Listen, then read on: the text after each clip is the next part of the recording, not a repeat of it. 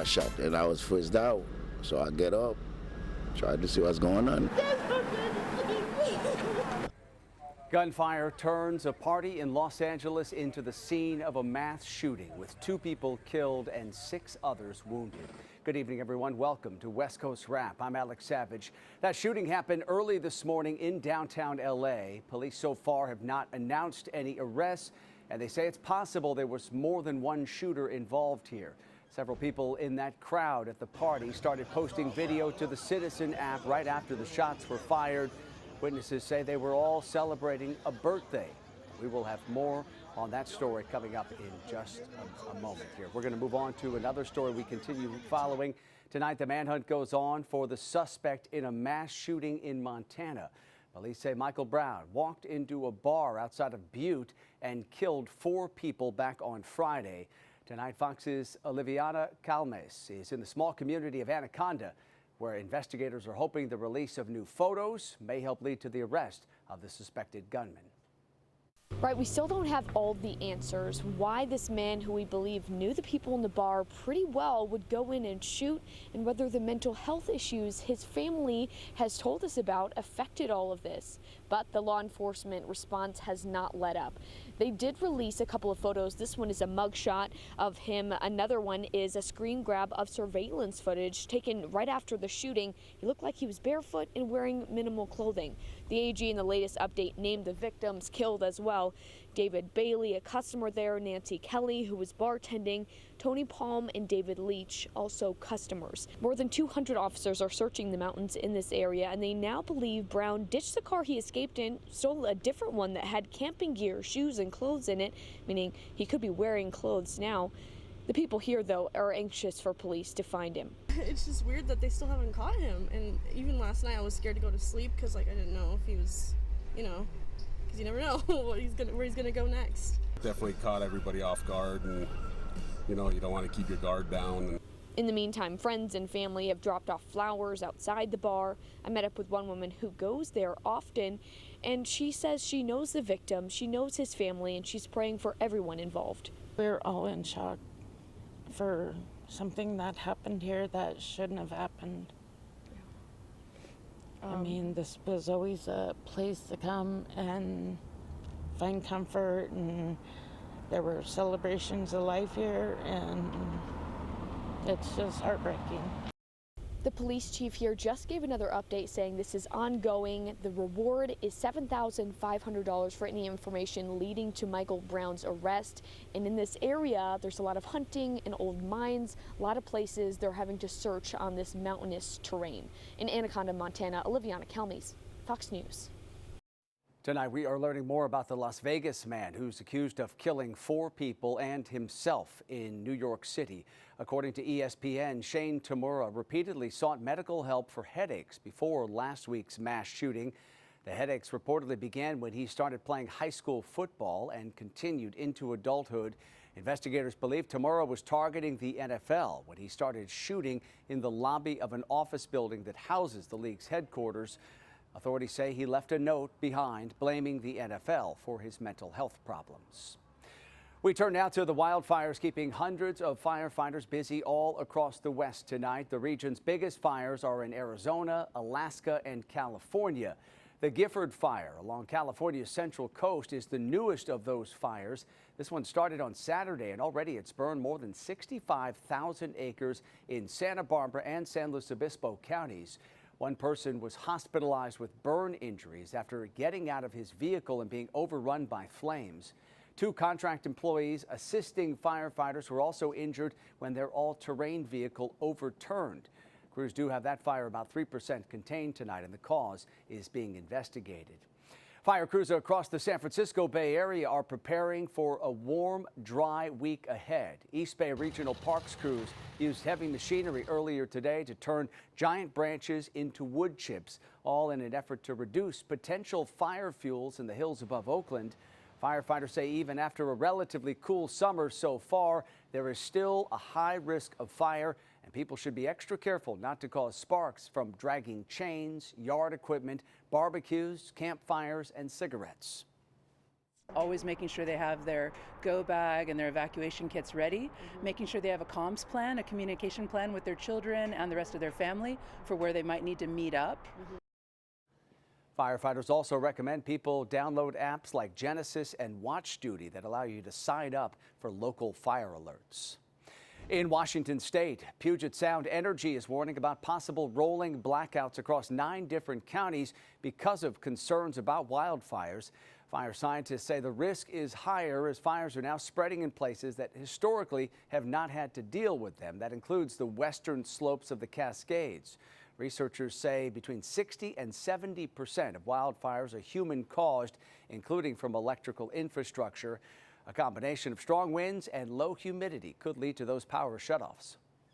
Situations, our goal would be to shut power off in those highest risk areas in order to avoid the ignition source. Puget Sound Energy says it's aiming to give customers a 48-hour warning before shutting off the power. For more, let's bring in KTVU's chief meteorologist Mark Tamayo, who is tracking the weather conditions that firefighters will be facing this week. Hey, Mark. Hi there, Alex. Yeah, some parts of the West Coast will be heating up. In fact, this particular forecast model shows kind of lumps everything together, the temperature, the wind, the relative humidity. So where you have some coverage, that's where you have an increase in the fire danger. This is Tuesday morning, not so bad, but then into the afternoon hours, you can see some more coverage out there. Really focused down in central and southern California, parts of Arizona, Utah, and southern Nevada. So definitely a fire danger. It's that time of year, nothing unusual. We watch it over the next few days with that heat moving in. And speaking of heat, take a look at the Phoenix area. They have an extreme heat warning for most of the week. The forecast this week, 112 to 116 degrees. So that extreme heat warning is in place right now through Friday. So today, Tuesday, Wednesday, Thursday, and Friday, it's kind of a long duration event. We'll definitely have to keep an eye on those temperatures showing up. This was the scene today into Phoenix. 112 degrees, and once again, it could be a bit warmer over the coming days. In the San Francisco Bay Area, lots of sunshine out toward the Golden Gate Bridge. San Francisco in the mid-60s, and then up in the Seattle area, this camera picking up on some cloud cover, and they could be talking about some rain moving in over the coming days as we do move into Wednesday and Thursday, but a high today of 71.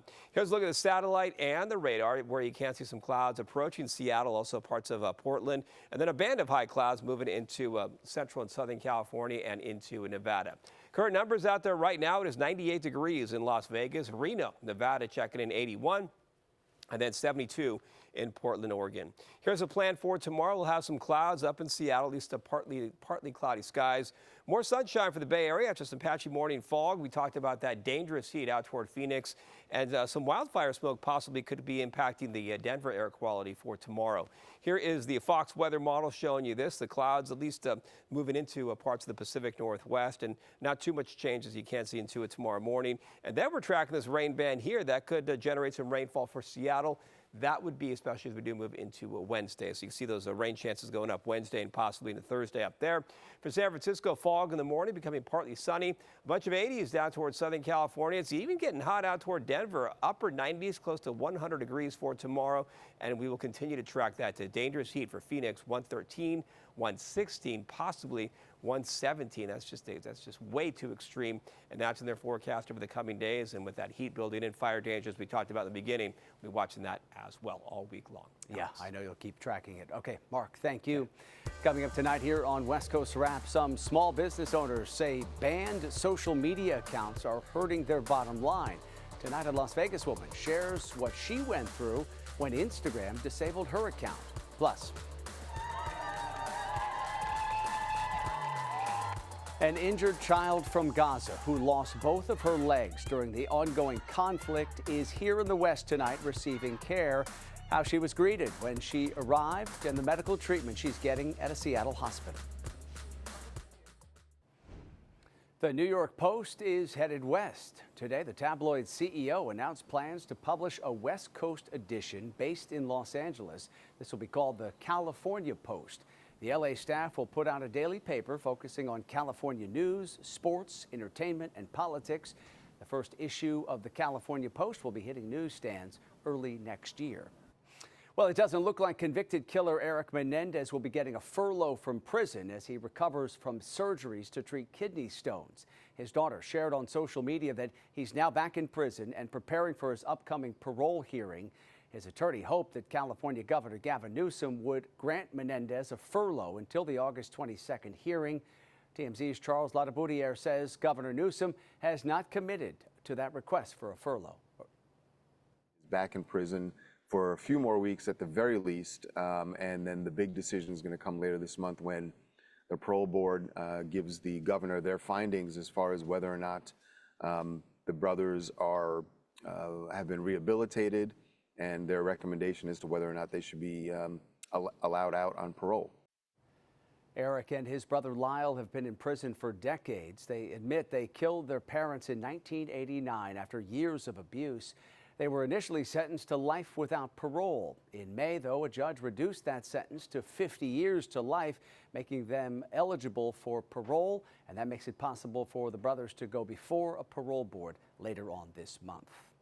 A 12-year-old from Gaza has arrived in Seattle for medical treatment after losing both legs in an airstrike. She's part of the largest evacuation of wounded Palestinian children to the U.S. since the start of Israel's current war with Hamas. Tonight, Fox 13's John Hopperstad was at Seattle-Tacoma International Airport, where she got a warm welcome. We may actually be seeing more kids from Gaza coming through here at a busy SeaTac airport to get the medical treatment they need. And that's because experts tell us the healthcare system right now in Gaza is basically non-existent. The only option is to bring these kids to the Northwest and to the United States for that medical treatment. And that's why we did see Siba, her siblings, and her mother come through here last night to a warm welcome. She has been through a lot in her young life. She lost her father in the war, then lost her legs in an airstrike while she was sheltering at a school. But here in Seattle, she will receive world-class medical care and new prosthetics through the nonprofit group Heal Palestine, which is trying to bring relief and aid to Palestinian children and their families. There are extensive needs that children have in Gaza. Not only medical needs, like in the cases of amputees, but mental health needs. They've all experienced trauma. So it means a lot that we can do what we can, even if we're just scratching the surface with one individual. Everything makes a difference. And so we can't be overwhelmed by the numbers. We have to focus on anything we can do for every individual. Siba still dreams of walking again, playing with her friends, and really living a normal life. And she's part of a group of 11 kids who have been evacuated out of Gaza and brought here to the United States for medical treatment. Here in SeaTac, John Hopperstad, Fox 13 News. The Trump administration is taking a new step to tighten visa requirements. The State Department says it's planning to require some applicants for business and tourist visas to post a bond of up to $15,000 in order to enter the U.S. Under a proposed pilot program, the State Department will determine which countries have the highest rates of people overstaying their visas, and applicants from those countries would be required to post a bond. The new program is expected to take effect on August 20th. California Governor Gavin Newsom and State Attorney General Rob Bonta are touting the state's progress in lawsuits filed against the Trump administration. The legislature has allocated $25 million for the state's legal efforts. And today, Attorney General Bonta released a report on the state's DOJ's progress. In just over 6 months, California has filed 37 lawsuits against the Trump administration. Bonta says so far the state has succeeded in 17 of 19 cases.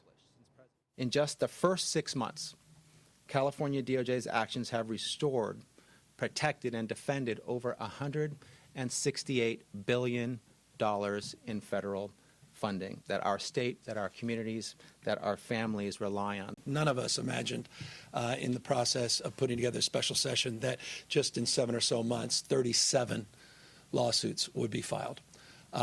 None of us are surprised that so many of them have been successful.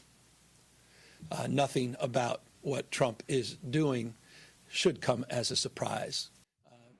So far, the DOJ has used $5 million out of that $25 million allocated by the legislature for legal efforts. An Arizona woman who helped North Korea secure stolen identities of U.S. citizens is facing 102 months in prison.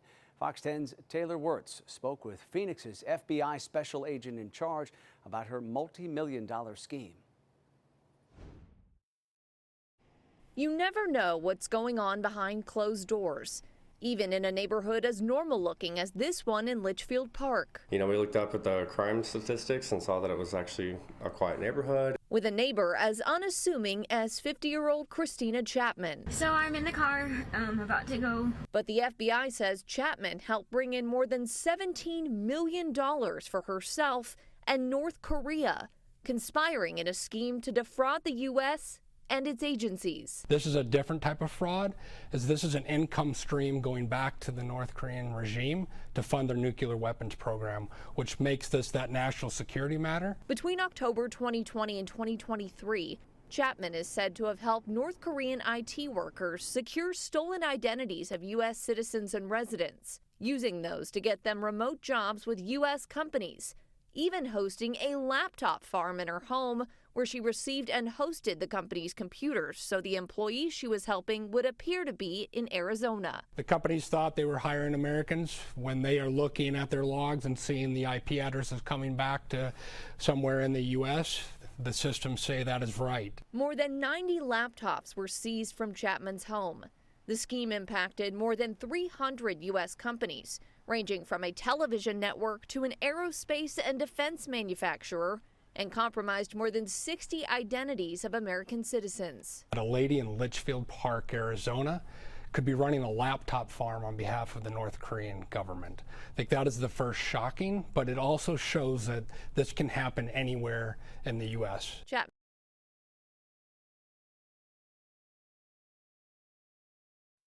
And that was Fox 10's Taylor Wirtz reporting tonight. Along with serving 102 months in prison, Chapman must also forfeit more than $284,000 that was supposed to be paid to the North Koreans, and also pay a judgment of nearly $177,000. Coming up tonight here on West Coast Wrap, complaints about Instagram banning accounts. And these complaints are growing tonight. Up next, we'll explain why some people say this is getting in the way of their business.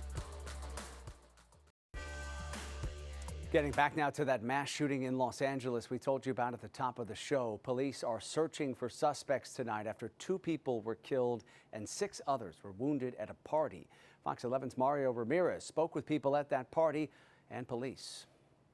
2 of the 8 gunshot victims died from their injuries. One of them here on the scene. That victim's body remains covered by that white tent down the street. Gunfire erupting into a crowd here after a warehouse party was shut down by the LAPD. Gunfire erupting near Paloma and 14th Place around 1 a.m. as officers were on an unrelated nearby call. Bad news. She called me, tell me her son, tell her my son got shot. This man, learning his 29-year-old son, Gregory DeRiso, was among the victims. A music producer and father of 3 young children under 5, attending an after-hours warehouse party. She just told me he got shot, and I was freaked out, so I get up. Tried to see what's going on. This shot showing the crowds gathered in the street. They say there was a party right there. 2 girls was fighting and she caught somebody. Somebody came with a red car and started shooting the people. LAPD investigators say patrolling officers observed an armed suspect run into the warehouse party earlier around 11 p.m. when the party was shut down and the suspect was arrested. But as people were still gathered, shots rang out into that crowd about 2 hours later. We do have our detectives here present who are still need to canvass the area, speak to witnesses, try to locate any additional evidence of what exactly occurred. Police say a 52-year-old woman who self-transported to the hospital later died. 6 others rushed from the scene, with family members gathering at the nearby Dignity Medical Center, desperate for answers. 2 of the surviving victims were taken to the hospital in critical condition. The motive behind the shooting remains unclear, and investigators say they're now looking into whether or not this was gang-related. In downtown LA, I'm Mario Ramirez, Fox 11 News. And so far, authorities have not given any updates on the conditions of the 6 people who survived that shooting in downtown LA. We have an update tonight on the man suspected of shooting the driver, accused of intentionally plowing his car into a crowd of people right outside of an East Hollywood nightclub last month. Police arrested 28-year-old Efren Villalobos on Sunday in Redondo Beach, south of LA. He was booked on suspicion of attempted murder for that July 19th shooting. Police have not shared if Villalobos knew the driver, 29-year-old Fernando Ramirez, or what the motive may have been for Ramirez, who has since been charged with 37 felony counts of attempted murder and 37 felony counts of assault with a deadly weapon for that crash. Well, some business owners say banned social media accounts are getting in the way of their business. Fox 5's Molly McBride spoke with one of them.